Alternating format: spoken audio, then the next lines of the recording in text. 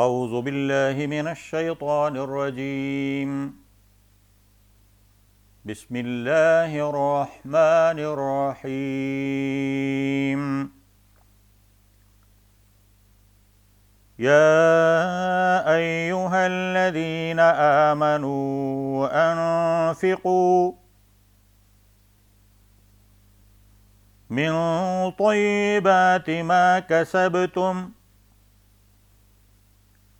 وَمِمَّا أَخْرَجْنَا لَكُم مِّنَ الْأَرْضِ وَلَا تَيَمَّمُوا الْخَبِيثَ مِنْهُ تُنْفِقُونَ وَلَسْتُمْ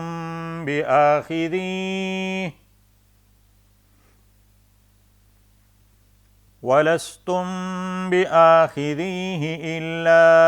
أَن تُغْمِضُوا فِيهِ وَاعْلَمُوا أَنَّ اللَّهَ غَنِيٌّ حَمِيدٌ صدق اللہ مولانا العظیم۔ اے ایمان والو تم اپنی پاک کمائی میں سے کچھ دو اور اس سے بھی جسے نکال دیا ہے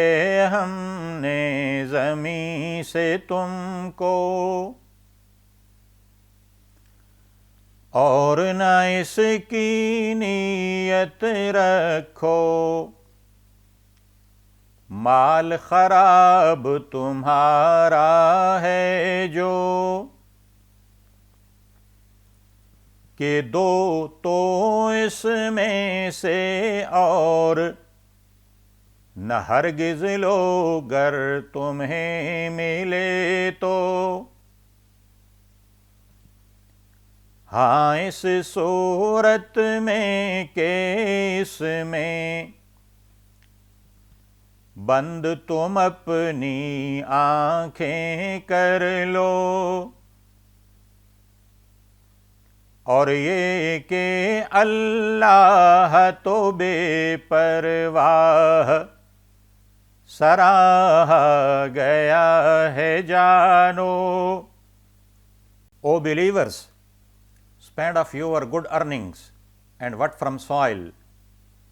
we brought out for you. Never aim to give of it while, which you will not accept yourselves, but with closed eyes. Know that free of want Allah is, deserving of praise Allah is. سورہ بقرہ انفاق فی سبیل اللہ کا بیان جاری ہے۔ پہلی آیات میں بیان فرمایا کہ خرچ کرو تو اللہ کی خوشنودی کو خرچ کرو، اس میں ریاکاری اور احسان جتانا شامل نہ ہو، احسان جتا کر دوسرے کو اذیت مت دو۔ اب یہاں خرچ کی جانے والی چیز کی ایک اور خصوصیت بیان کی جا رہی ہے کہ جو چیز خرچ کرو وہ طیب اور حلال چیز ہو، ناجائز اور حرام کمائی میں سے خرچ نہ کرو میرے رستے میں۔ اور دوسرا،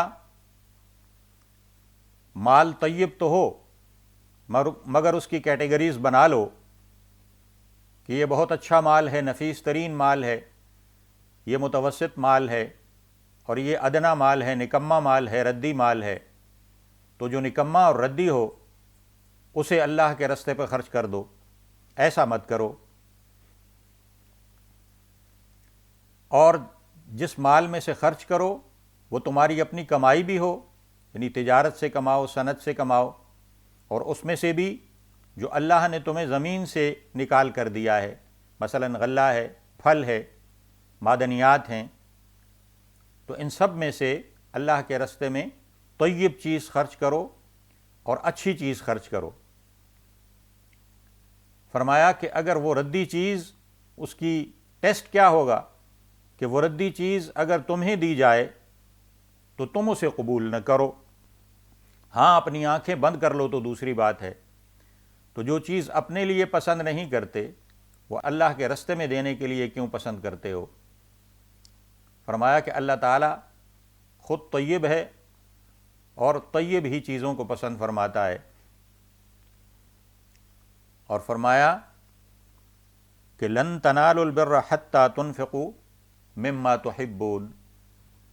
تم نیکی کو تب تک نہیں پہنچ سکتے جب تک ایسی چیز خرچ نہ کرو جسے تم پسند کرتے ہو۔ تو ان آیات مبارکہ کا حاصل یہ ہے کہ اللہ کی راہ میں خرچ کیا جائے، اس کی خوشنودی کو خرچ کیا جائے، ریاکاری سے بچا جائے، دوسرے کو اذیت دینے سے بچا جائے، اور اچھا مال اللہ کی راہ میں خرچ کیا جائے۔ ہاں صدقات وصول کرنے پر جن لوگوں کی ڈیوٹی لگی ہوتی ہے ان کے لیے یہ لازم ہے کہ وہ جا کر جب مال لیں تو نہ تو بہت ہی ردی مال لیں اور نہ ہی ان کا اعلیٰ ترین مال اٹھا کر لے آئیں، بلکہ متوسط مال کو وہ وہاں پسند کریں، اس میں سے ان کے صدقات وصول کریں۔ وما علینا الا البلاغ المبین۔